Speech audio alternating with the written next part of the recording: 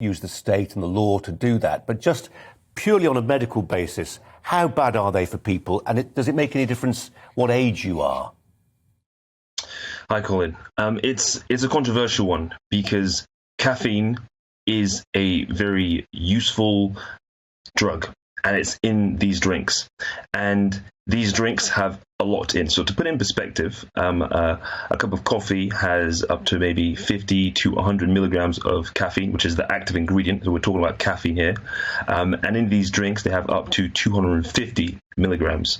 Okay, so that's more than double in some cases. So this is a lot. If you break it down into body systems, number one, think about your brain.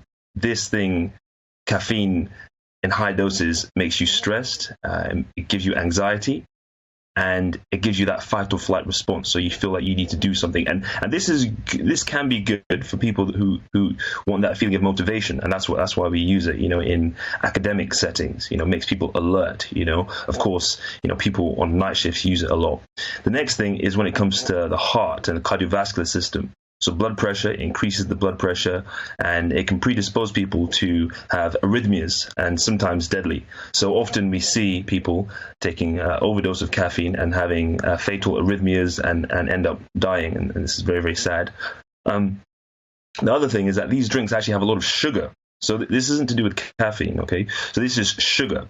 Now, sugar, of course, predisposes people to diabetes and that insulin resistance.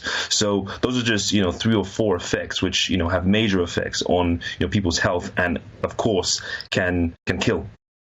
It's interesting. When you were going to tell me how much more stronger these drinks were compared to coffee, I was bracing myself for sort of 5 or 6 times more stronger. Actually, twice as strong, set in a slightly more benign context. Did you get, Daniel, people presenting to you at all with anything that's related to overusing these energy drinks? I mean, or is that me medicalising a problem that's just not there? No.